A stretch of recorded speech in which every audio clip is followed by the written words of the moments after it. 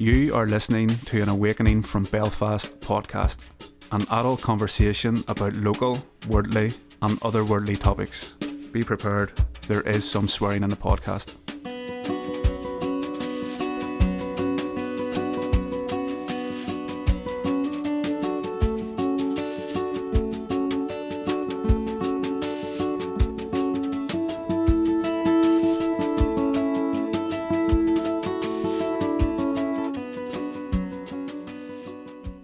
Hello everyone, I'm waking to an Awakening from Belfast, in Belfast. We're talking, what we're doing is, we're talking about local issues, but I'd like to say something now is that we've done a few podcasts and, I feel as if this was maybe going the wrong direction. So what I'm going to do from now on, we're only going to be hearing positive stories. Positive people coming through rough times and getting through it and making a life for themselves and inspirational stories. So I have a guest tonight and I know nothing at all about him. So let him introduce himself in whatever way he wants. Yes, my name's Ciaran. Nice to meet you, by the way. How you going? I'm a sports therapist based in Dunbury. Work with a lot of local boxers, sports stars. And I also run workshops and retreats to try and reconnect people back to nature. Magic. I love So that. it's called natural resilience. Yeah. For me, I believe nature has a massive healing power. And I think now in society, we're so obsessive with technology and comforts. And we've just fallen away from millions of years of DNA that we are meant to be at one with nature. But we've just went and fucked it all up, really. We've just surround ourselves with computers and technology and Wi-Fi. So my whole purpose of this is to try and build people's resilience through kind of guiding them, I suppose, and empowering them. But the whole emphasis is on getting them back out, back into natural sunlight, into forests, caves, the sea, beaches. Mm-hmm. And the beautiful thing about Northern Ireland is we all live no more than a 20-minute drive from any of those. Oh, yeah. It's quite a rural country. Even in Belfast here, the amount of parks. I mean, you have Helen's Bay Beach. Listen, we're so lucky with parks. We really are. It's amazing. We've no excuse. We've no excuse to get back out there. And that's been one of the big things for me the last load of years is, as you say, like I was up in Belfast there not long ago, and it was lashing. But walking through the trees in the pouring rain, there's nothing like it. Class. It's absolutely beautiful. Just remind you you're alive. Yeah, absolutely. And I know people that live in Newton Breda have never been in Beaver Forest. I know people that are listening to this who live up Yantram Road and have never been up Cave Hill. It's crazy, isn't it? Isn't it? It's shocking. It's bad now, generations, but the kids now, you don't see kids out doing this stuff. Yeah. Although, I'll be honest with you, I go down to Cherryville there in Ravenhill Road, take a dog a walk, and I'm overjoyed. What I've seen happening is more and more parents out walking with kids that push bikes, playing sports with them, that I've never seen before. Yeah. Some of this COVID bullshit is bringing good things to us. Yeah, it's not all bad. My son, he's built a fort in the front garden. When did you? 7. Oh, God. And it's class. I love it. Like it's like going back to the old school. It's just there planks of wood and him and his mates sit in it literally 7-8 hours in a row and build wee huts for worms and bugs and brilliant. See, watching it just warms your soul. Doesn't it really does. Yeah. I want to see kids playing with gators again. Oh, okay. I know I'd love to see 2 wee lads having a fight now and again. Yeah. You know what I mean? Yeah. Because there's nothing wrong with that. No. It's part of what we are. Yeah. It's part of growing up. Like I haven't seen that in donkey. When I was at school, every day there was several fights. Belfast. When my school was Park Parade and down used to be in the Ormo Embankment, where the big Chinese wholesalers is. That was rough as fuck. It was, in the 70s it was rough. Yeah. If teachers get beat up, we broke guns.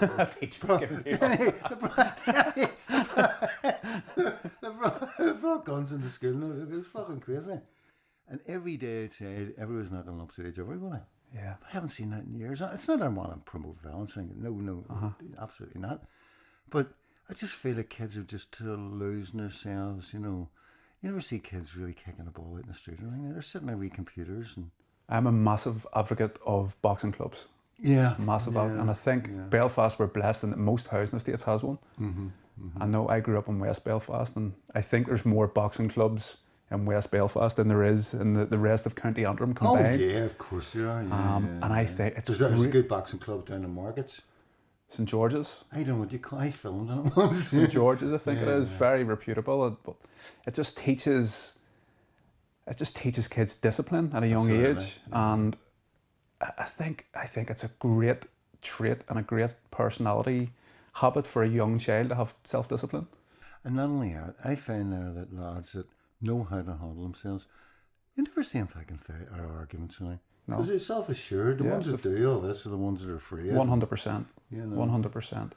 It's like the bullies, you know. They have the biggest issues. Yeah, the bullies, the ones with issues, you know. It's like, when I was at school, I used to love looking the shade of the bullies. You know, I think I've talked about this before. But then my daughter, what did she do when she was at school? She started this thing in the school, befriending the bully. Right? Never heard of this. She'd have went and she'd have made friends with the bully, and then found out what the bully's interests and all was, and then she'd have went and introduced them to people that with similar interests, and they stopped becoming bullies. Fascinating. I've never heard of that before. I know. What's my daughter? She's brilliant. You know, she's done some good stuff. You know. That's what they say. You kill them with kindness sometimes. Listen, I don't believe it is a bad chain in the world. Yeah. You know, it's this environment, it's this upbringing. You know, some kids, you know, they don't have a chance. Yeah. I was in Chippy one day down the Woodstock Road. I got on a stand dog and I had to wait. And Barney tied a dog tied up outside. And this woman come over and she started talking and she was waiting on her for whatever she was getting. And she started telling me all about her life. And I was looking at her son. Her son's about 14. And she had in that chip, it's a horrible chip, I never went back to it. It was stinking. And she feeds that child out her every day. That child never leaves his ma's side. He's 14. And he's eating shite every day. Yeah, just, it's not good, is it? That's shocking. It's that you are what you eat, or you are what you kind of digest, but I mean, not just food, the company you keep, what the parents are telling you, letting you watch, the energy they pick up on, it's everything. Children are just sponges too, so they take everything in tenfold, but so... And the bloody education authorities or education authorities are just not helping it here at all. No. Because what do they teach them in school? How to play the recorder. I was great at play 3. I could 3 blind mice. I could play 3 blind mice with my nose. And it's done nothing for me in life. It's done nothing for me in life. Do you know what I mean? It's an algebra. That's straight. It's mental. That's a fucking doozy. I know. That's crazy. I don't know why they should be teaching kids how to look after their mental health, what they eat, meditation, mindfulness, real world stuff. Absolutely, but you know yourself. It all started a long time ago. Yeah. This shit, you know. But I think then, if you believe that, then you as a parent have a responsibility that you can't control what happens in the school, but you can control what you teach your kids at home. Absolutely, what to watch.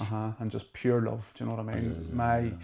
My father was very much tough love. He wouldn't have hugged me because I was a male. Do you know why I should be tough? Whereas I hug my son every day and tell him I love him. And I'll never stop doing that. I would never. Why would you stop doing that? You know, no. Yeah, my dad was some summer. Yeah. Yeah. It's just that old. It's not, you know, the thing is, I don't blame him at all, you know, because my lad was brought up with a wicked diabolics of a dad. And his ma. There was no love. He never knew what love was in his life. And then to escape it, he went away to Korea, he fuck off, and he went to war. And then he went through all that shit, and then he come home. And then he couldn't get a job. And, you know, he was a boozer. Yeah. So I don't hold any grudges or anything. I just know that he just didn't know. Yeah, you know different.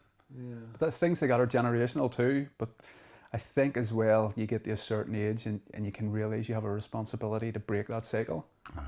It can be done.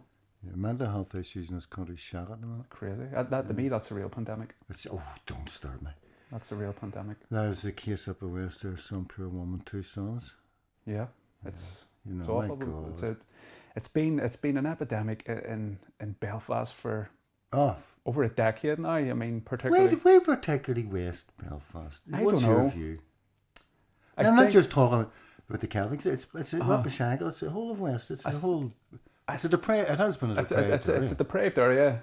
I think there's been that much shit over the years in such a small area. Yeah. I think, and way we say trauma is generational. I think Northern Ireland is a post-conflict society. I think we've moved on massively, but there's still people stuck in the past, and I think a lot of those people live in those poor, depraved areas where they maybe had sons, fathers, mothers, all involved in some shape or form, whether they were a victim of the troubles or whether they were directly involved in the troubles, and that trauma is still hanging around almost. There's alcohol and drug abuse. There's the bringing your kid to the chippy every day. It's just people haven't broke free of it yet. And I would work with a lot of young teenagers in West Belfast, and they're all addicted to escaping that doom and gloom, and that's usually in the way of alcohol and drugs.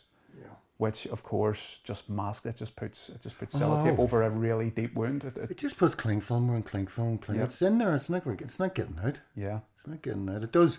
It's like I had a real habit, and I still have wee puff in it with cannabis. I was shocking. And it was during an ayahuasca ceremony. It just showed me. It's just it's just putting cling film or doing cling film still in there. It has to get out. Yeah. And the stuff you're doing. That's how you get it out. Yeah. There's loads of ways to do it. There's loads of ways, but I think... I know people can do it dancing, drumming, playing a guitar. They can lose themselves and get there. It doesn't have to be... It's all basic things. Thing. Yeah. They're all the best therapies are those basic dancing, for example. We are made to move as human beings. Yeah. We're not designed to just sit in front of a computer day after day after day after. You have to get out there and move. You have to reconnect back to who we are as human beings. I'm a shotgun dancer. Well, Theresa May makes me look good. Oh no! Did Dancing you see it? Queen, that was the most embarrassing thing I've ever seen. Do you know who dances exactly like her? Celine Dion. Really? I can't stand her either. Tell us a bit more about yourself. Well. I wouldn't say anything strange or startling. Yeah, I grew up. I wouldn't poor, but I'm not sure. Working class, I suppose. We never did not. We never didn't have food or dinner on the table. We were always fed. We were always watered, but there was certainly no frills or spills. Grew up late 80s, early 90s in West Belfast. My father, to his credit, was an extremely hard worker. I think same as your father's father, it was generational with him. I believe in inherited pain. Yeah, they've actually done studies. They've done them studies with Native Americans, with Aborigines, Palestinians, people that have been put down for a long time, and they know that pain is generational. Yeah, passed on. That's why you see so many alcoholics now in North America and all these issues. They have. Aboriginal peoples, Hurt people. Isn't that what they say? Oh, yeah. Yeah, I have a friend. She does. She's a prison visitor, and she's educated me an awful lot on this. I used to be fuck them, knock them up, kicking the bollocks, But now you have to look further in that. Yeah. And like in a perfect world, if every kid was getting loved, best at grub, educated properly. Now less bullshit, educated about life and what you had to, get in life. You wouldn't have these problems. I agree. You wouldn't have them at all. I agree. Yeah. But I think that's what this is all about. And I do believe it. In case anybody's listening, I don't know what year you're listening. It's November 2020. We're coming in this pandemic bullshit. But yeah. I think, unfortunately, we're going to see a lot more mental health issues. I think it's going to be colossal. Tragically, we're going to see a lot more suicides as well. Yep. My friend's mother, God rest her soul, took her own life in January this year. It's a beautiful woman, early 50s, with children.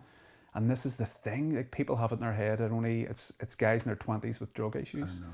This woman didn't take drugs. This was a mother of 3 children. Oh, Jesus. And we're going to start seeing it. It's going to start coming into more homes and creating more trauma. And it's up to people like yourself that and all these positive people that you attract to go out and do good work and almost counteract all the negative bullshit. That's absolutely right. You know, I'm at an age now, in a position where I can do this full time. You know, I do my Cambo and I do other things, you know, but I want to do more, and I will do more. I think it's the only way to get, you know, to get this society up and running is for people to put themselves out there. Yeah. I can help with this. I can help with that. You know, I was talking to friends about homeschooling and all, you know, and we were talking about if you had like a communal place and the things you'd be teaching your kids. You know, it wouldn't be too much if it's actually on the curriculum at the minute. No. Yeah. No, definitely not. You know, because basically, as far as I'm concerned, all they want you to do is get you through school so you can use a tape measure or a computer or whatever, so as you go and work for them. Without questioning anything you're told. Yeah. Keep your head down, keep your mouth shut, keep going. You're almost kind of ridiculed in school if you show any sign of creativity that kind of deviates from what they're showing you. That's what these schools now is, Steiner School and all, you know, different things like that, where they're starting to break these molds and starting to do new stuff with kids. It's brilliant. I actually heard a school in Newcastle and County Down. A lot of their classes are outdoor based. Really? And it's in a forest, and they're getting kids to, you know, plant flowers and trees and getting them to identify certain, you know, shrubs and edibles and these are primary school children, getting them to kind of grow herbs and plants and all the rest of it outside in the forest. And I thought, that's brilliant. That's really progressive. So just you just happen to mention Newcastle. It's I find down there that way an awful lot of people are very spiritually inclined. Right, okay. I do an awful lot of Cambo in that direction. The Mourne men. Down around Kilkeel, Warren Point, Newry, you know, all around there, yeah. Most beautiful people. Yeah. Sort of God I've ever met. Amazing, yeah. And they've set up wee groups and they're doing things. And brilliant. They go swimming in the morning. There's a girl, a woman I know very well. Her name's Colette, I'll mention it. And her and a couple of friends started swimming just at Warren Point. And there's two of them. Now there's about, I don't know, 20 or so. Brilliant. I know. Yeah, that's that has to be a way to do it, isn't it? 100%. Yeah. It's just reconnecting and recharging your batteries. Oh, wow. And that's one of the things I've started doing with people is what I've called a swim race, where you swim at sunrise in the morning. Sunrise. Do you know what? I was talking to a girl the other night, and she was doing that and her friends in our glass, outside our glass, some wee beach outside our glass. Amazing. Yeah. Glass. Well, before kind of just after the first lockdown, we organised it, and 100 people turned up at Helens Bay Beach and get into the sea about 5:15 in the morning. Holy fuck. Swear to over 100 people, and it was one of the most beautiful things I've ever seen. Just so many people, all from different backgrounds, different stories, getting in and watching the sunrise in front of their face in the water. Yeah. And it was almost like a sense of community. Oh, you know, like a tribe, a bit of togetherness. It was phenomenal to see. You know, it really was. But that's one of the things that I do.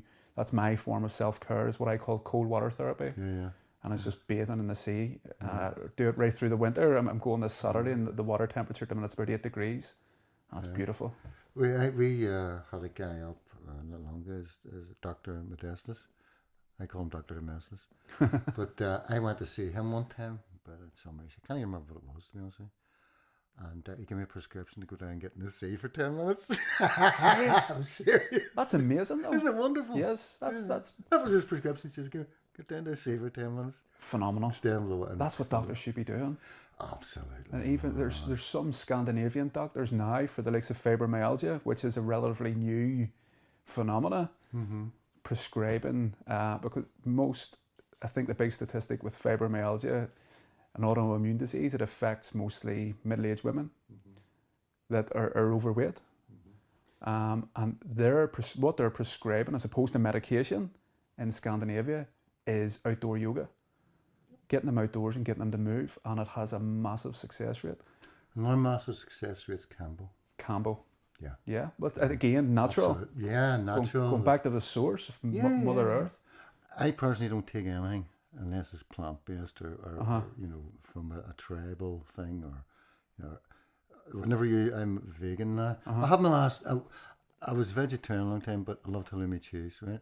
I have my last, but then halloumi cheese grilled, covered in honey, gorgeous. Unbelievable. From a bracket, but I stopped it last week. I'll never touch it again, so I'm totally vegan now. Right, okay. Yeah. I don't know where I was going with that. You told me something that blew my mind before this about eggs. Eggs, aye. I represented Northern Ireland for powerlifting. I thought you were going to say egg eating. No, well, I could have. I still eat I don't know, half a dozen eggs a day, no bother. Oh, I was the same. And but then you told me that, and I was, Yeah, what happened was, there's a beautiful woman I know, some down around we were talking about in that direction. And she came to me one time and she's in a bad way. She had a 17.5 centimetre tumour in her heart. And it sent her home. Said it's nothing to do with you. She's one with 2 wee kids. And she's one of the most beautiful women you'll ever meet. I swear, she's just a wee angel. You know, I love her. And anyway, she went and she got herself some oil, you know, and she started that. And she left the door a few weeks later. Fucking she came in all buzzy. Can't be all clear today, big lad. Yeah. And then at that time I was stage 4 prostate cancer. And I'm still ill with this, but it's near enough gone now. But I was knocking the eggs in them because the doctor had said to me, "Oh, you don't eat protein." No, and I had this whole argument, but you don't eat protein. Nobody needs protein because it takes your body 16 to 24 hours to break that protein down into what, doctor? He didn't know. I says, enzymes. That's what your body runs on. I says, whereas I eat fruit, I says, I get the enzymes right away. My antibodies don't have nothing to do to break that down. I says, so therefore it gives them time to work on the cancer, which is actually what they're meant to be fucking doing. Well, he says, oh, see, you eat eggs. I says, love eggs. He says, well, sure, I'll grind. He just wanted rid of me. And a couple of months later, the door raps. There's this beautiful woman, and she had the cancer.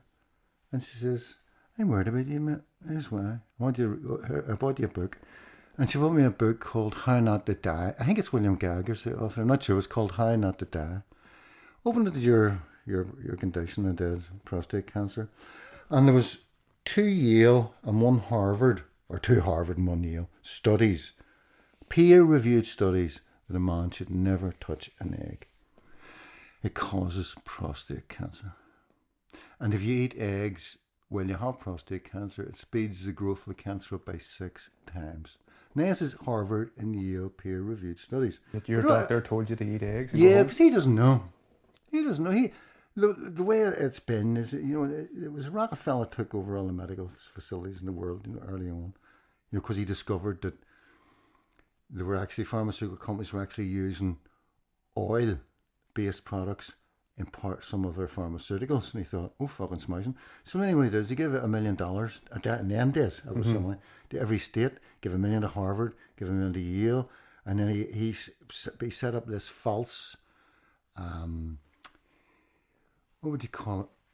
They'd done like this report on different types of medicines, and what they did was looked at homeopathic medicine, all these different types of medical treatments that were available at the time, and modern medicine, and they said that modern medicine was the only one to go for. And then he started back in all the universities and the medical students and the studies, and then that's to sell oil, because most of the pharmaceuticals are actually oil based. People don't realise that, and it's just a big money making scheme. And yet millions of people in the world are suffering because of one greedy bastard, and his cohorts that run the world, as far as I'm concerned, run this. It's crazy. So, I know, isn't it? Really is. I think now, like, no matter what, I had a friend of mine recently went to the doctor with headaches, a concussion, and he was given antidepressants. What the fuck's that got to do with a headache? Fuck it. And that's how bad it is now, My own mother had frozen shoulder, and went to her doctor. This was about 2 or 3 years ago with frozen shoulder. Went to a doctor and said, I can't move, I'm in extreme pain. And he gave her antidepressants for frozen shoulder. What's the thought process behind that? I don't think there is one. We're just poisoning people. Yeah. Really are.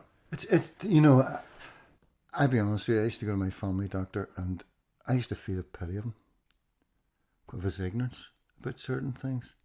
No, I'd have brought up something I'd read about, new things. It was maybe 2-year-old and mentioned it and he hadn't a fucking clue. So the doctor I went with my cancer, I had that argument. My thing was, sorry mate, have you actually read anything since you became a doctor? Because I'm sorry mate, you're way years behind here and you're thinking. He's glad to see you anyway. Yeah. I like the kind of Eastern philosophy or the traditional Chinese medicine that you treat the patient as opposed to the illness. As long as you're not chopping big animals and all up to do it. Yeah. Aye, well, that's You know what I mean? Bugs egg. You know what I mean? Yeah. Rhino horn and all that bullshit. You know what I mean? But our medical system's completely outdated. It's shocking. It really But is. then again, when you look at you look at the hospitals, even the ban policies in them, you know what I mean? That cup, I don't know, is that a pound or something, weighs best. But if they got 20 of them in, they're probably paying 15 quid each for them. Yeah. Because everybody's getting bungs. Yeah. All the managers are getting bungs. I'm saying it here live on air. They're all getting bungs. They all get backhanders, They're all out for the take. And there's lines of management in there that are absolute top managers, not needed. There's one guy up, I swear to God, he was one of the top managers, and he'd done nothing all day but go around and take photographs. And better than that, he took 2 of the porters around him to move his sets and all about. And that was his day's work. And he's on top money. He never made a decision, nothing. It's the under managers that run all the hospitals, but the big people, they're the ones getting the bungs. And it's the poor people that suffer. Of course it is. Then when they go in and try and get... It's always the same. It's always the same. So, getting back to your life, your dad. Back to my life, my dad, yeah, so...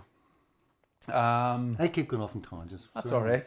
If I forget, you'll have to remind me where I am. But no, hard-working man, tough love. I don't even like using the term tough love, just it was tough. Yeah. I remember vividly, about 8 or 9 years of age, split my head open in the house. It jumped up to try and get something on top of a cupboard.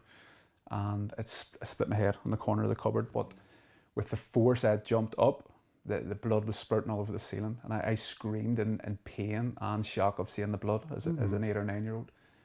And he came in, he grabbed me by the throat and said, "Don't you dare scream like a girl in my house." Ooh. He was just of that ilk, the boys don't cry. Yeah.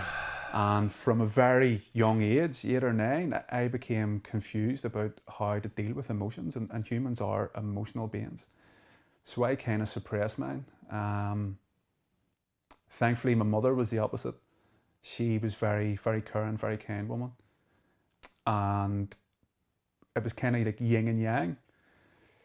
So 12 years old, because of her, she was always into reading. She was always telling me read, and she was always reading to me.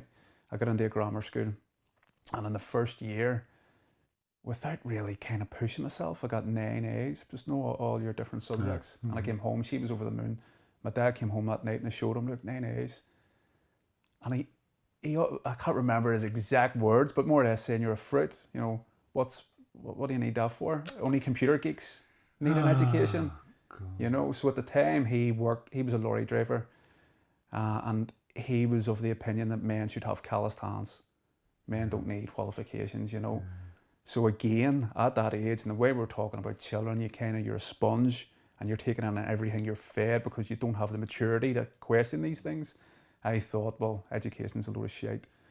So started rebelling in school, stopped going to school. And before I got a chance to do GCSEs, I was expelled. By that stage, because I suppose of the confusion of what I should do in school and how I should show emotions, I just developed into an angry, rebellious teenager. And by that age, very, very skilled binge drinker. Oh, and had tried most drugs, had tried most things by 16. Mm-hmm. Taking E's every weekend. I took E's in my 40s. 40s? Oh. Well, I was 16, 15 or 16. And then really, really get into that party scene. To me, that was my escape. So I've went and the likes of Gabor Mate and that, and these people. It's pretty wonderful. He's but a phenomenal man. Mm-hmm. And it's very, very prevalent here. We're kind of a society, we have a lot of addictions. Mm-hmm. And I love the way he puts it, that you're not addicted to the substance, you're addicted to the escape or how it makes you feel. And that was me. I was addicted to getting out of an unhappy home. Mm-hmm. and the drugs and that scene kind of gave me a place for 2 or 3 days at a time each weekend. You know, I was the definition of a weekend warrior. Never committed a crime or never kind of hurt anyone. It was just letting off steam and escaping. And then I suppose just in the almost the blink of an eye, I was kind of 18, 19, early 20s. I was married, had kids, had a house, had a mortgage, had all these responsibilities and bills, but I still didn't have the maturity to deal with it. You know, I'd never been allowed for my emotions to develop. I never really understood them. And that age kind of begun my journey with mental health issues, with depression, anxiety, diagnosed with post-traumatic stress disorder, and I've just fed shite with them, just given all these. In fact, the first time I went to a doctor, I actually spoke with my wife, and she knew, and she says, I think you should go and speak to a doctor. I felt like I was going to explode. I felt like steam was coming out my ears at times. And it made me feel low that I was so stressed. And I went to the doctor and explained to him what was going on. And he says, you're a big fella. I'm going to give you these tablets. I think there were 150 milligrams of sertraline. So what is that? It's a strong antidepressant. Right. And what he gave me was the highest dose. Now, that was my first time ever getting medication. And he just gave me the highest dose straight away. I suppose saying to a pioneer, there's a bottle of whiskey. And it made me feel so down. I went like 10 times worse than what I was feeling.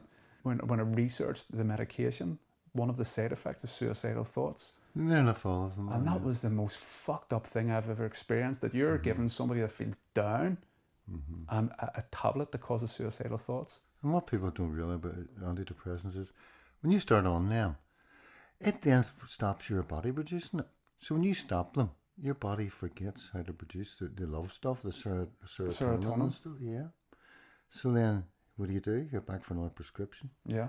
It's evil. Like that happened to me for kind of, you know, my thing was I need to get off these as soon as possible. I needed them at the time. I thought I needed them. And then I started biting them in half and then quarters. Came off them for a while, but then felt as if I needed them. And that went on for a couple of years. And then, I wouldn't say an epiphany or anything. I just decided that it took me a long time, early 30s, that I was going to take responsibility for me and for my life. I wasn't going to let my past or previous traumas or anything to define me, who I am now in the present and who I will be in the future.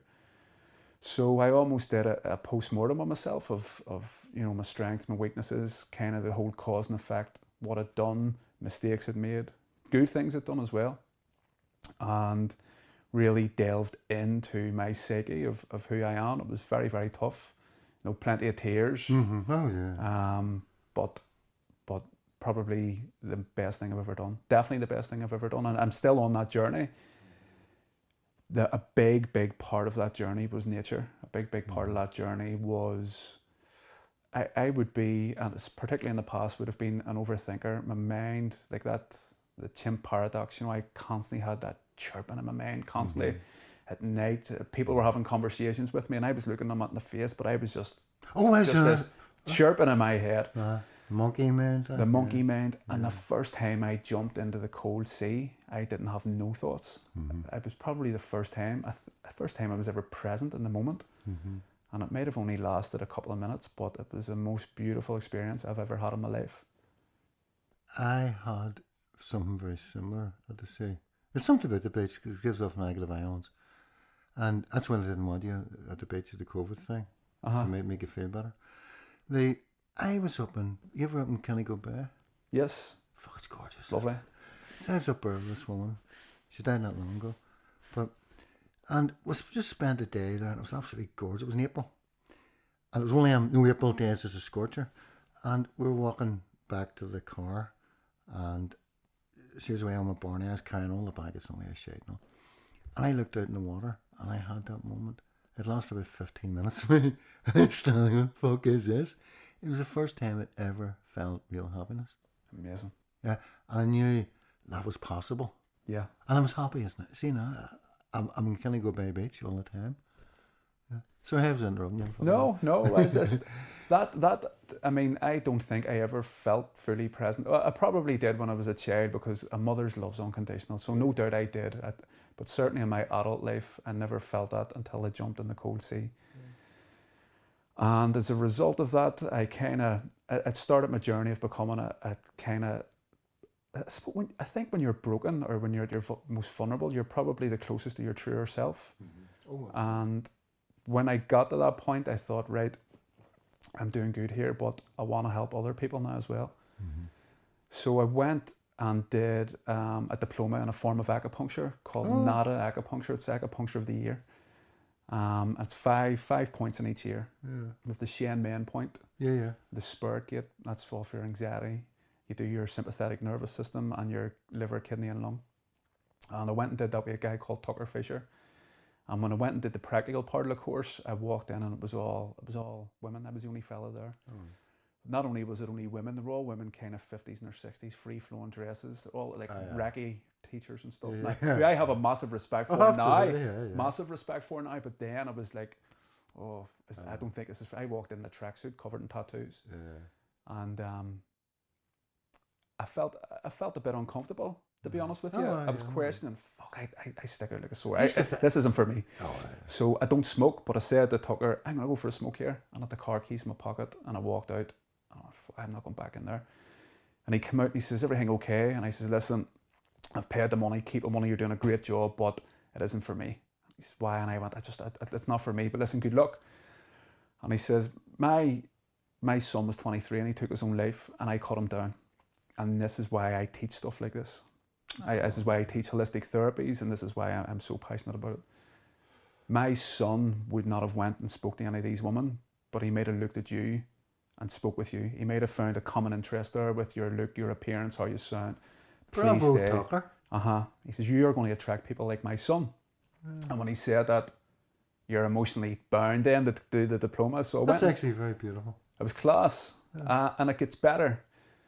So did the diploma, and there's a tragedy before it gets better, but a young friend of mine who was 19 took his own life. I work with him in the gym we're in based now. And he was just the nicest kid in the world, a young fella called Robbie, who his smile would have lit up a room, all the potential in the world, great kid. And it broke my heart when he did it, so I thought, it was his funeral, he was 19, and seeing so many young people crying, I thought, this isn't fucking right. So I organised my first ever community acupuncture event, and it was in a gym in Dunmurry. And I just put the feeders out, come, I think it was the day after the funeral. The purpose was twofold, to try and keep them off of drinking all too, you know. Come the next morning, get this free acupuncture, completely free, come down and see if it helps. And got a couple of wee boxers I work with to come down, but over 100 young people turned up. And it was amazing. But it made me think, right. What's the results like? What is the results are, it kind of takes the edge off things. So you see people's shoulders just relaxing. Just relaxing. Jaw relaxing. Yeah. It was used the world over. It's still used. Every refugee camp in the world will have NADA acupuncturists in the refugee camp. 9/11 at Ground Zero, all the first responders received it. It takes the way I would experience it. I'll have to come over and try it on you, but it takes the edge off things. It couldn't be any happier. It just makes you relax. But even people say it makes them feel stoned. Yeah. So, I'd love to try it. Yeah, we'll do it. We'll do it soon. Yeah. But I cambo you and then you can stick needles in me. That sounds like a plan. Yeah. So yeah, over 100 people turned up, and we did them every month. So in 1 year, I think we treated over 1,000 people for free. Oh God! You were getting young people from Poglass, you were getting young people from Seymour Hill, and they were sitting side by side with the same problems and the same issues. And it was amazing. It was really, really amazing. But that young fella, Robbie, unfortunately, in that small circle of friends, I think, say, a group of 12 friends, 2 more did it. Well, 1 before and 1 after. And I thought, fuck, something has to be done here. So I took 4 or 5 of his closest mates, and I live in Lisburn. Took them to Wallace Park, and we met at 5:30 in the morning during the winter when the grass was still covered in ice. And we got into our bare feet.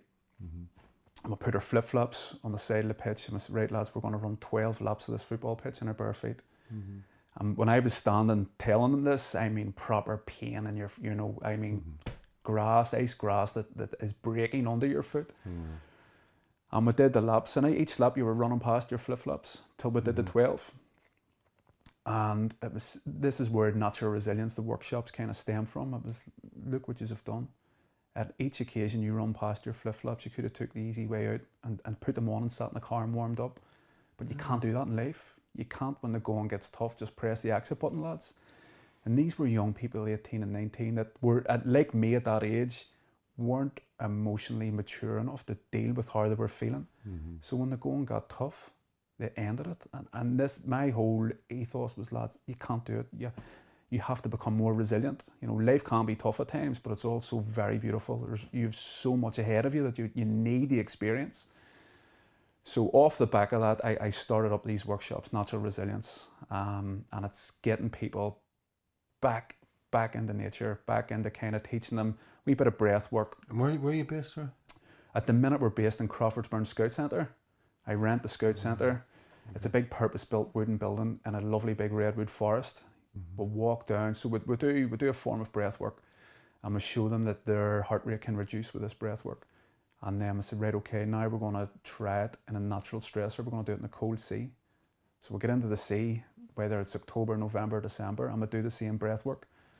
And after a minute and a half, 2 minutes, they're relaxed and they're smiling and they're laughing. It's like, look what you have done. You have become comfortable in an uncomfortable situation. And you can apply this to anything in life. Anything, whether it's traffic, whether it's an unhappy household, whether it's a stressful job or an unhappy relationship, you can naturally deal with it and become more resilient, become more comfortable in uncomfortable situations where you don't need to take antidepressants, or you don't need to self-harm, or you don't need to attempt to end things. The self-harm thing, I never knew it existed until 10 years ago. And then I actually knew people around me who were self-harming. And I would never have guessed, you know. I think that's something that's maybe not even recognised as being as prevalent as it is. Our Johnny Cash song, Hurt. Oh, yeah. An absolute classic. He stole that 9 Inch Nails, but... Did he? Well, a classic song. But it's beautiful, isn't it? a classic song. I think it was that one in there, sure. Let me talking shit. I do the acupuncture for the trust at times, and they take teenagers that suffer self-harm. But they try and get them into some form of employment within 6 months. So they do them their CV, and they do different things. So they'll have me coming in doing acupuncture. They'll take them out and, you know, a day in nature, lighting fires, cooking their dinner around a fire and all the rest of it. And having, I mean, beautiful kids with big smiles, and their arms are covered in scars. And it's tragic to see. But some of them would say that they've become that numb in life where that is genuinely the only time they feel an emotion. So it's trying to then reset their button. It's trying to show them a bit of love. You know, show them that you care. Show them that you have something in common with them. Tell them your own story. Empathize with them, and let them know that they're human. Do you know what I mean? And try and I wouldn't say pull them out of that rut, but take their hand and walk through the rut with them, and then start gradually coming uphill. I think an advantage you have, you're a big lump, right? You know, you wouldn't dream. And, you know, I think, especially young men, they don't know now how to hug a man, or they think, oh, that's gay or something. I don't care about it. I hug everybody. I'm the same. You know what I mean? But younger men there, it's you know, all bravado and ego and bullshit. You see a big man doing it, you know, it maybe helps him. Yeah. Isn't that, you know? Definitely. Well, that's... I remember feeling extremely down and lost in the world, and I felt like I needed an escape. And on the internet, it was, which I think's amazing, but it was women's only self-care, women's only yoga, women's only workshops, women's only retreats, which is phenomenal. My wife did a women's only self-care course, and it changed their life. But I could find nothing for men. And I decided then, when I feel this is something I want to do. So in 2 weeks' time, less than 2 weeks' time, on the 14th of November is our first men's only workshop. And that's something I want to introduce and have that going into the new year once a month. What is the workshop going to consist of? So the workshop consists of, I spoke to Marty about this. So with men, there's abseiling, there's underground caving, there's rock climbing, and there's the cold water. More men need to step up and lead by example, but in that way, in a positive way. It's something as simple as a hug. You hugged me as soon as I opened the door here today. And people would probably look at both of us in the street and go, they're a bit rough around the edges with tattoos, and you know. No, But it's that is. but see that fucking thing. You know what I mean? It's like all my mates are Westies, right? And all as rough as a bag of fucking spanners, right? Sort of fuck. Like a spanners. Sort of fuck. It falls through me and put it all right? And they're the most honest, you know, man. And we all hug. We all tell each other we love each other.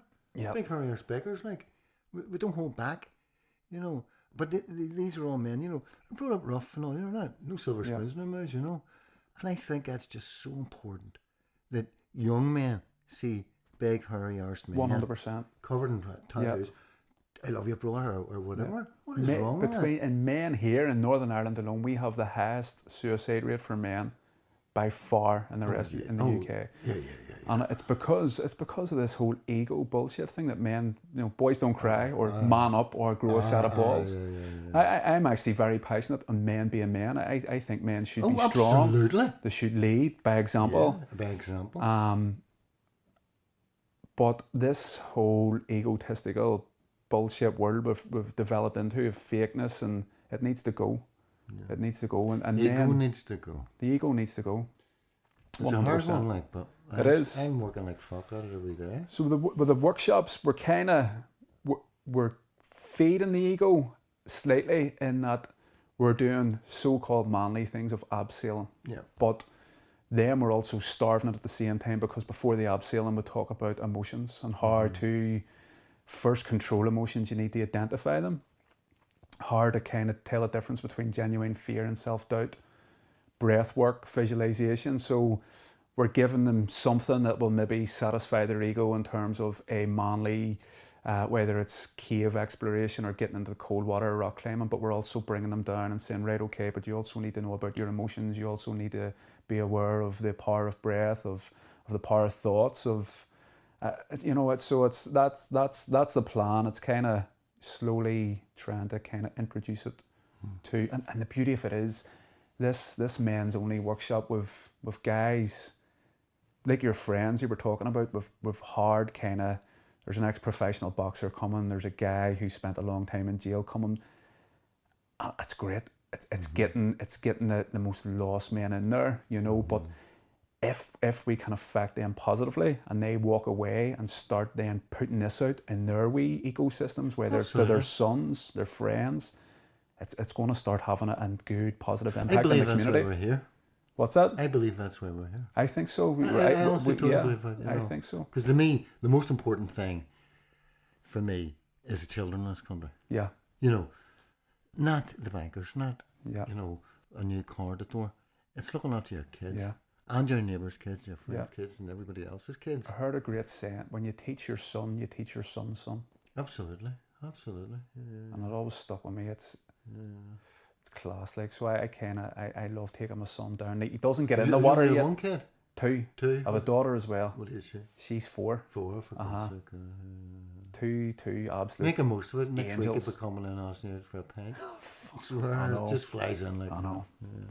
But yeah, and this is the thing as well. I think men should. I mean, the parenting is probably the greatest gift a man can have. Yeah. Is bringing up kids. Yeah. I would love to be in the position you're. You know, when I was that age. You know, because I just went through the normal stuff.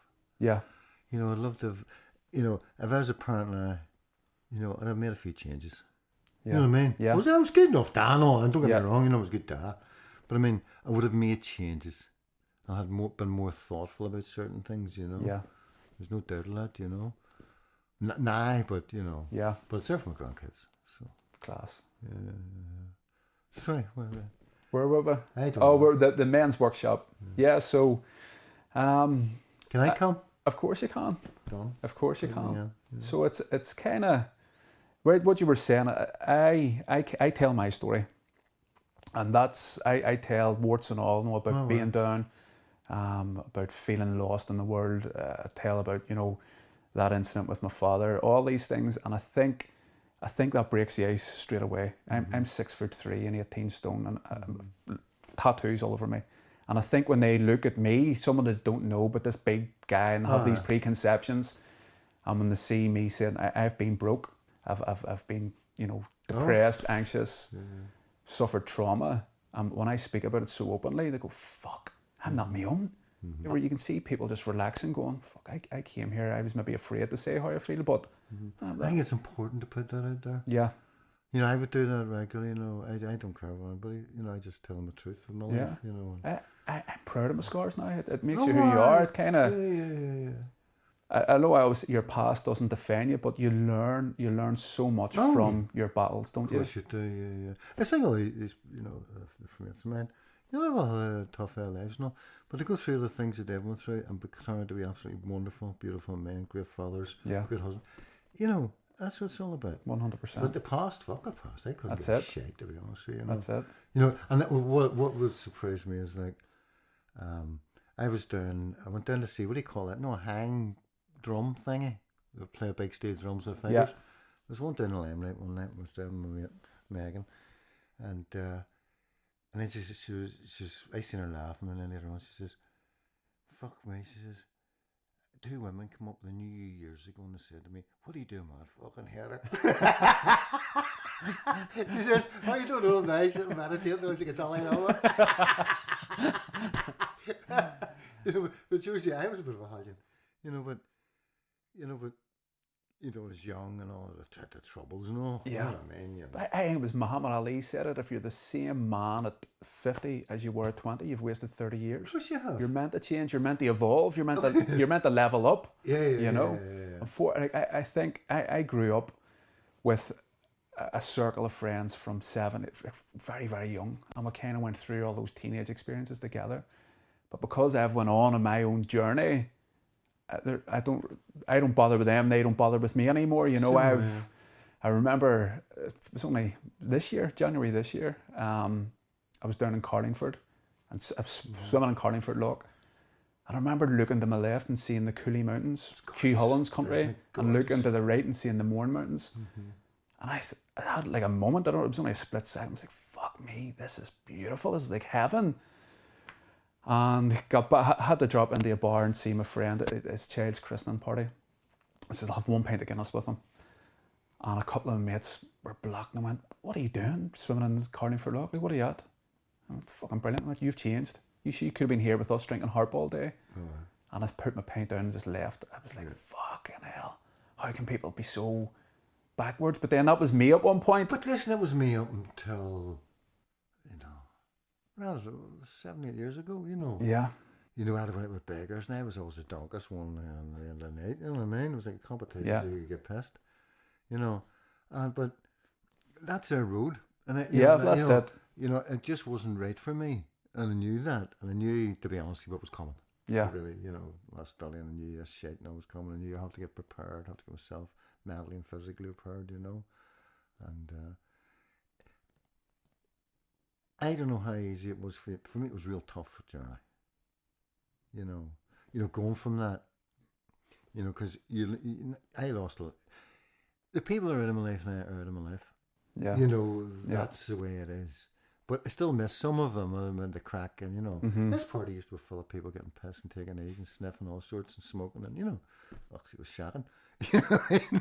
When I'm sitting here with a dog, there's the spiritual music, you know. But you also find that as you are leveling up or evolving, you also start to attract a different tribe. Oh God, you really do. Like, I mean, the tribe I have, what I mean, are wonderful, man. Yeah, it's beautiful. It's a phenomenon in itself, and I suppose that the secret, you start to attract bigger, better people into your life, and it's amazing. I went down a few weeks ago, and I was with people around that area, and it's just so devoted to this, to helping every single one, in one way or another, are out there doing good things. Yeah. And they're starting to get together. I was saying that there's this one woman, she started getting into Carlingford Loch every morning. Next morning was 2. And there's about 20 or so. You know, amazing. And these things are building. Yeah. And that's another thing I was saying about, is that when I woke up, I sat in here and I just thought, I've went off my fucking scone. I really did. I just had it was like a moment. It was an overnight thing for me, and a lot of people actually think you're going off my scone. Still think I've gone off my scone, but because I realised that everything basically that I've been told was a lot of shit. We need to sort of find a way to reach out to these people who are sitting in their house and think I've gone nuts. Yeah.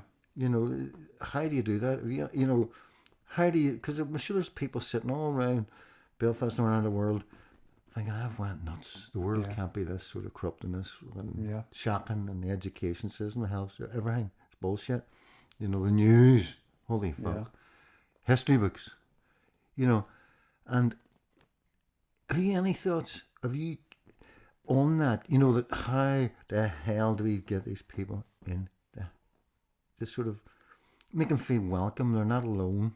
Yeah. I think, me personally, I think it happens without you even putting any thought into it. I think when you live when you're the best version of you and you vibrate at a certain level, you automatically attract people. I really do. And it was prevalent with me. Listen, you think exactly the same. I really think you do. And when we talked about the swim races, I'd mates saying to me, what the fuck are you doing? You know, 2 years ago you were sitting in a party with us. Now you're running about Helens Bay taking pictures of sunrises. Mm-hmm. And they couldn't fathom this. Do you know what I mean? Yeah. But then other people were looking at you and going, he looks happy as fuck. Yeah. This guy looks happy as fuck. I want whatever he's doing. Yeah. What are you doing? I'm swimming in the sea in the morning at sunrise. Do you want to join me? Fucking right, I want to try it. And that went to one day 100 people turning up on Helens Bay Beach. You know, and that was that was no effort. That was no people were looking at me going, he looks happy as fuck. What are you doing? And I think when you lead, I don't know if the right term is lead by example. I think when you find your meaning in life, and I think when you embrace life, and I think when you start living in the present moment, people are attracted to it. And you love what you're doing. And people are attracted to realness. I think we're surrounded by so much bullshit and fakeness that good people see through that, and they're attracted to realness and real people. I totally agree with you. And I think it's amazing. There's all these wee tribes starting to form, and these wee communities starting to form, and that ripple will keep getting bigger and bigger and bigger. And don't get me. I think it's too easy to. I think it's too easy to concentrate on the negative forces. You know, we're going through. I haven't watched the news in a long, long time. We're constantly fed fear, and propaganda, and bullshit, and it's too easy to get down about it and get confused about it. I think if you just concentrate on the good stuff, if you put your mind on the good stuff, and there's so much good stuff happening at the minute. You know, like for yourself, with Campbell, people swimming in lakes, and people are now going, "Fuck, I want that. I want to try that." Like. There's Ciara, for example, we're talking about later. You're attracting Ciara, you know, to come over and try things. It's phenomenal. And I think the people that are being attracted are like real human beings. They don't want to blurt about it all over social media, and they don't want to say this, but they're having conversations behind the scenes with people. Here, I've tried this thing, you know. I've tried Cambo. Have you ever heard of it? No, what's that? Fuck, I've tried swimming in the sea in the morning. What's that? You know, it's like an organic awakening. Absolutely. And it's amazing. Although I was very dubious about certain posts I would have put up. I wouldn't have put them up in case I thought it was like a holy Joe or whatever, right? But now I just put up anything. I don't give a fuck. Yeah. I don't. You know, that's what I am. You know, and I post something up, you know, that's spiritual or something, I believe in it. You know, fuck it. It's like meditation. You know, I love meditating, you know, and I can really go places with it. I can do an awful lot with it, and I would love to put more of that out there. Maybe could my work do something. Definitely, 100%. Do a class or whatever, you know. Perfect. But I think you have to push it out a bit now because we're in perilous times. Even the Tibetan monks, for thousands of years, 2,500 years, the Lord Buddha, right, and they've been sitting meditating and doing their stuff. And then it was like an unspoken rule, you didn't talk about your meditations. But just a couple of years ago, they says, listen, start talking about your meditations, what you experience, we're in perilous times, and you have to get it out there. So I think it maybe should put it out there a bit more, and be a bit more open and honest about it. And if people think I'm a hater, I don't give a shit. Well, that's it, though. I don't know you, mate. You know, you think I'm a hater, do it. I don't give a fuck. I think when you put something positive out there, only positive things can come of it. Absolutely. You know, this is one of the things I discuss in the men's workshop is the likes of journaling. How good writing stuff down can be for somebody that has a mumbo jumbo mind. Yeah. Just putting it down in black and white and realizing this big problem in your head, when you write it down in black and white, it isn't actually that big. It can be dealt with, you know. Absolutely. But it's just it's when you writing down all the good things in your life. 100%. Yeah, but looking at it and taking that in, saying, well, I'll get this and I'll do this, and I'm a friend here and I've this and this, and put the good things down. Yeah. Put the bad things beside it. There's not too many. No, 100%. Because most people, it's only one or two things. We all have more strengths and weaknesses. They're skint and or whatever, or, you know, no, it's a lot of young people like, God help them, you know. Yeah. Imagine being young now, looking for a job and all, thinking of your future. Yeah. Do you know what I mean? Like, even when I was young, I knew one day out of my own wee house, a car. I remember going to get my first fucking fitted suit in John Collier's or Burton's or it was, and I knew I always looked forward with like a hope towards the future. You know, and it was a great Star Trek fan, and it was always giving me hope as well. You know, right? But there's this hope, you know, that you could go on and do things in life. And that's been taken away from so many young people now. That there has to be something to fill that vacuum. Yeah. That these kids are thinking, what am I ever going to do in my life? I can't get a job. You know, I can't do this, or I can't have money. You know, like there's middle-aged men there, loads of them, they still living there with my daddy because they can't afford to get out. Yeah. You know, in our day, you just want to get a wee mortgage. There's a deposit, and away you go. You know, they give a mortgage to them, okay? On the flip side of that, like, we have, although we're kind of critical of technology and stuff, we have unlimited knowledge at our fingertips. That's the truth. Years ago, a good book was maybe recommended to you. Do you know, have you ever heard of this book? Oh, boy. Like The Road Less Travelled, something. You know, these books were kind of... And you had to go to the library. Yeah, the library, fill or somebody lent and wait 2 weeks. Yeah. That was Whereas now, I mean, you can order all these second hand. You can go on all these websites that I think... I agree with what you're saying, but I also think that there's so much potential to be had now that you can literally go and learn anything. Anything. It's amazing. My neighbour next door, he gets on YouTube and he's fixed everything in the house. No, even before he would have got somebody to fix a washing machine. He fucking fixes everything. Self-taught. And he's brilliant. Amazing. Amazing. Yeah. There is that, but there's an awful lot of use for porn and whatever, and I'll spend their time playing. I have a friend, and he's in his 30s, and he just sits 24 hours a day playing computer games. And that's, there is that end of it.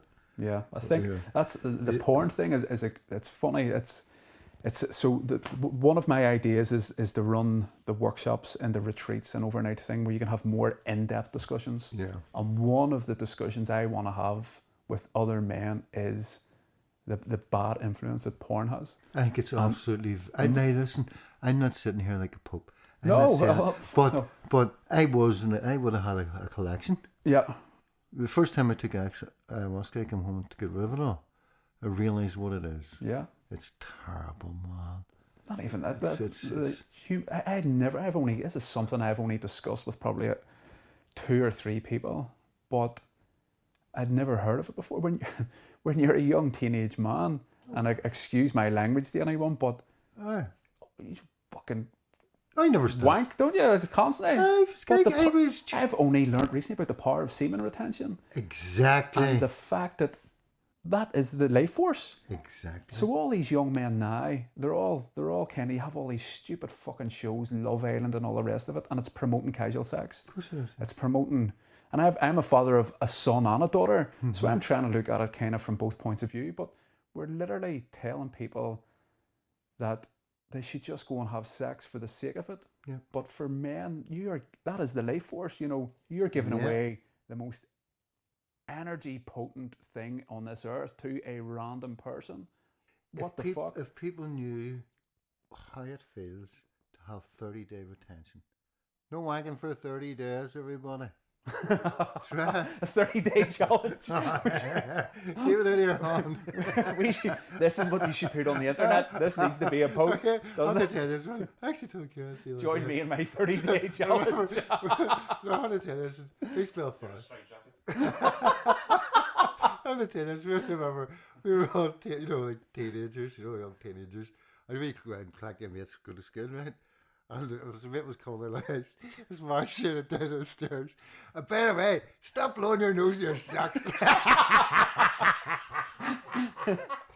He still noticed that wagging his sock.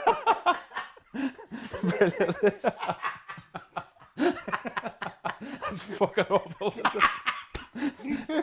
Oh dear. Yeah, but that is so true. Listen, It's conversations that need to be had. But why as a society, why is this a conversation we're afraid to have? I don't know the answer to that. But it's a very important conversation that needs to be had. It's like I have a big man, Maca. You're fucking brilliant, man. But he gives me 30-day challenges. This needs to be official, doesn't it? That was one. Right? Hashtag 30 Yeah. yeah. And yeah, absolutely. There's another one is I don't know if you eat meat or not, but give somebody a 30-day challenge. Stay off meat for 30 days. Yeah. Well, I've been off meat for about 6 years, and he gave me a 30-day challenge to stop eating fish because I loved seeing down the Kelly Centres. That's when it's see the crack and all. And then I went into the Moore Seafood restaurant with Ciaran. It's a fucking stunning restaurant, like it really is. But I used to go down there and gorge myself. I didn't give a fuck. And he says, I'll give you a challenge. 30 days, no fish. And I've been off meat 6 years. And I right, okay, no bother. And I woke up after 30 days and I started crying. Right? Yeah, I just felt so clean and so alive. What people don't realise is that, especially eating meat, it's just chemicals now. They're feeding the fucking animals and chemicals. The chemicals are coming to you. They're fucking dulling you down. They're making you feel like shit. You're making you depressed, And this is all part of their plan. Mm-hmm. But what the worst thing of it is that if an animal is badly treated, suffers pain, is miserable, especially look at pigs where they're fucking caged up in wee cages and all so ridiculous, or veal, that pain passes on to you. Yeah. There's no doubt in that, And I love giving people 30 days. An energy exchange almost, isn't it? Of course it is. You're taking on that pain. It sticks to you.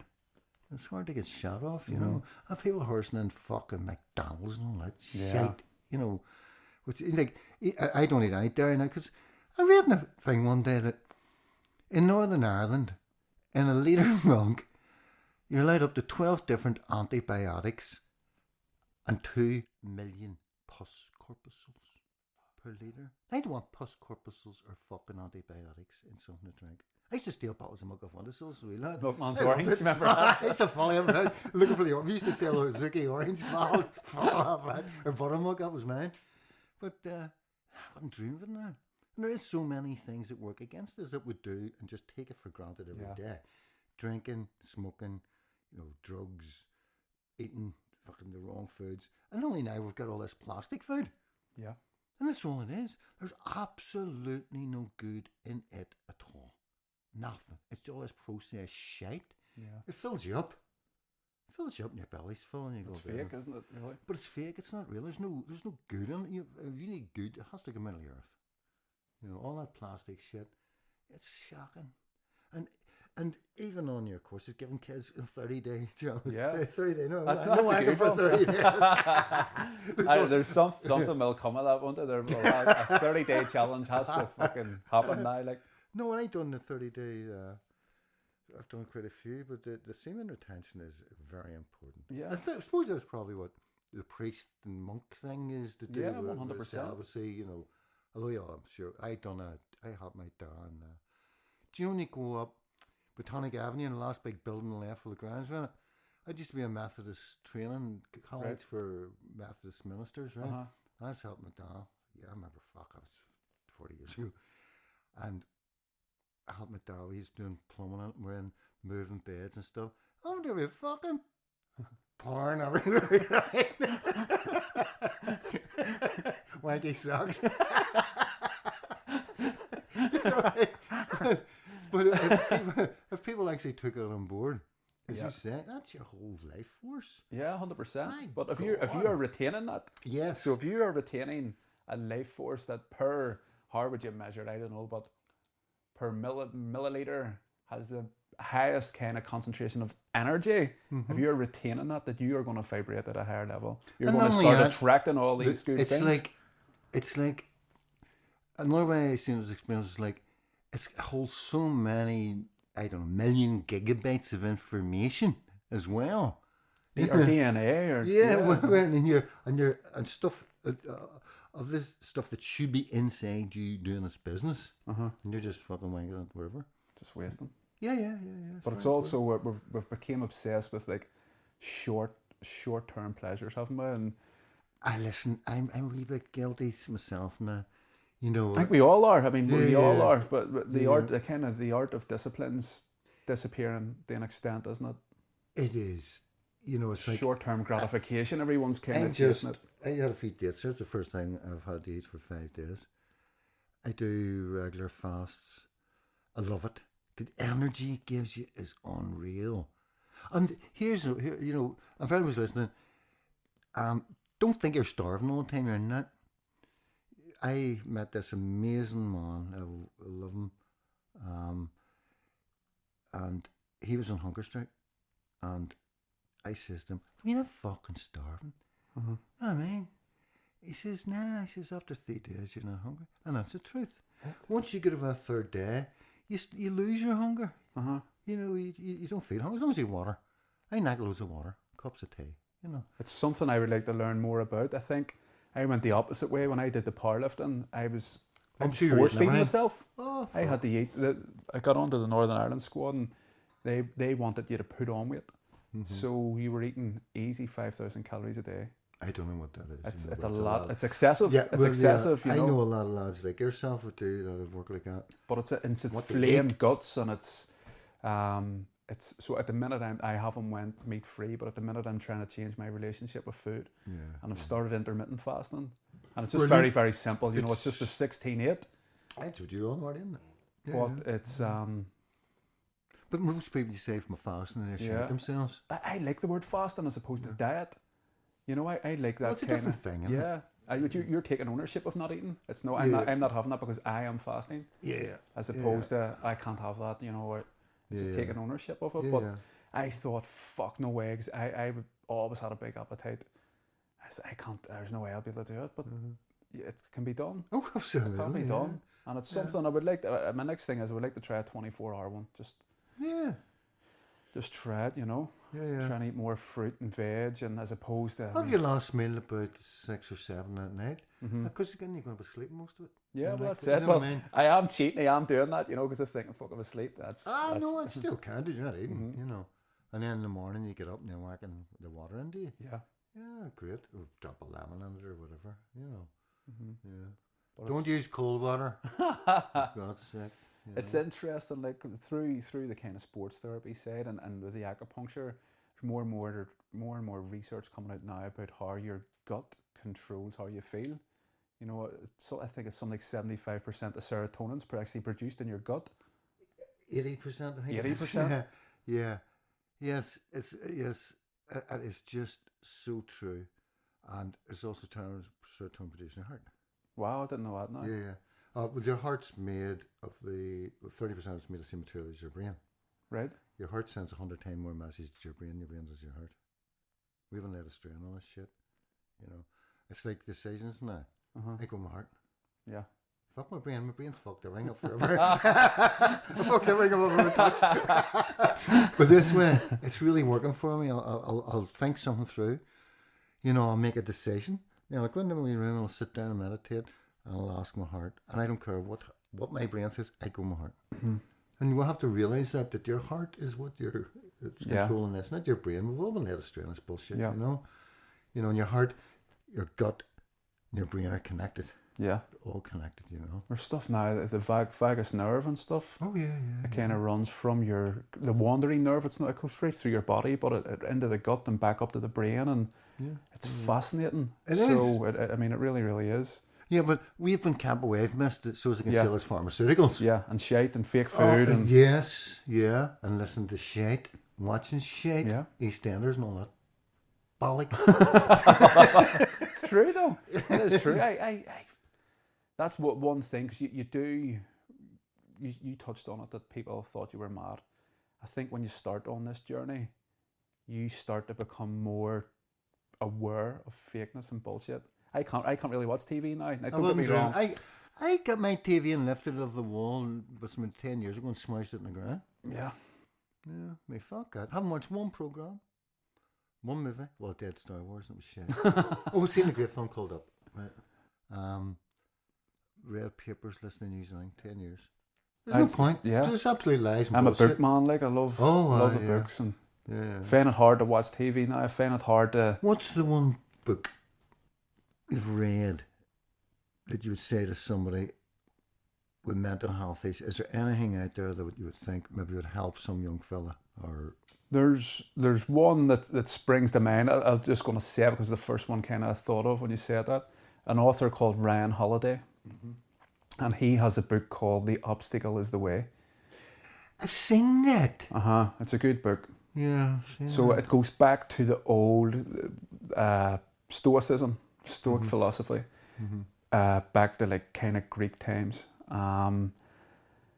Fascinating philosophy, but it shows you that the top performers in sport, business, whatever it may be, all have a certain sort of form of mindset. So if you read any autobiography, for example, any sports star, anyone in life, they've all had fuck ups, they've all had downs before they've rose and become prominent.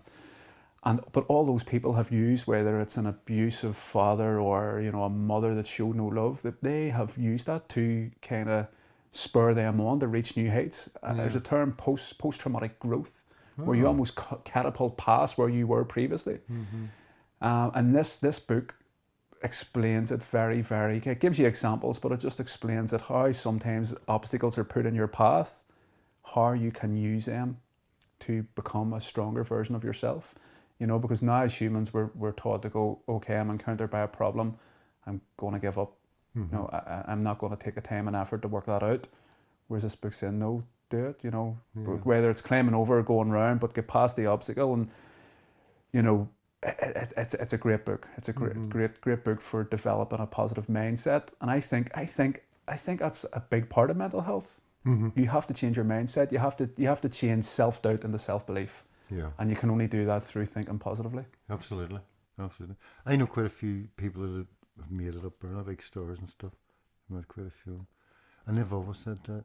And they never had really easy starts. Yeah. But it was, that just being positive. 100%. Yeah, keeping it going, keep her lit, don't give up, 100%. keep fighting. Do you not think now that young men are out there and young boys turn to men, some sort of, I don't know, do you know why all different tribes will have a ceremony? For a young man to go, experience the Willamasa Mara in Africa, and they have a pretty horrific fucking ceremony, But it was something, there. That kind of welcome into manhood. Welcome into manhood. Well, we have this bullshit idea that when you're 18, you go for your first pint. That's fucking. And you start your journey of alcoholism. This is our westernized version of becoming a man. You can now have your first pint. I know. So that needs to change. We need to think about that one. Yeah. I would love to do something like that, a young man or promote something, but I don't know what to fucking do. So long as you even have a want to do something, and start having those conversations, it will happen. Yeah. It will happen. Yeah. But I agree with you 100%. That all these tribes throughout the world, they do a ceremony, they have something, and then they're welcome into the tribe. You're now a man, go forth and lead by example, inspire others. Whereas we have, let's go to a pub and get pissed. Welcome to manhood, I know. which is bullshit. Slapping it back. And Yeah. I know. Here's one. You know, years ago you had this sort of like cross community thing and all. You know, I don't know if there's a need for it or not anymore because I go into town. I know a lot of young people, and they don't have that sectarian thing in their head. They're all mixing, and it's natural. I think some would see that as a controversial thing to say, but I think you're 100% right. I see kids and I don't give a shit. I think it's amazing. I love it. I think it's amazing. Yeah. If anyone cares about a religious divide in 2020, They're neither heads felt. They do. I know. They really do. I mean, the walls need to come down, don't they? They're coming down. I grew up in West Belfast. I didn't meet a Protestant until I was 16, 17. Yeah. I went for a job in Castle Court, and I met a guy, and I was big into the rave scene, and we were going for interviews for a Christmas job in a shop called D2. I don't know if it exists anymore. But I met a guy called Michael who was from the Shankill Road. Yeah. And we were into the same DJs and stuff. Yeah. And we walked out of Castle Court at the end of our wee interview. It was in the evening.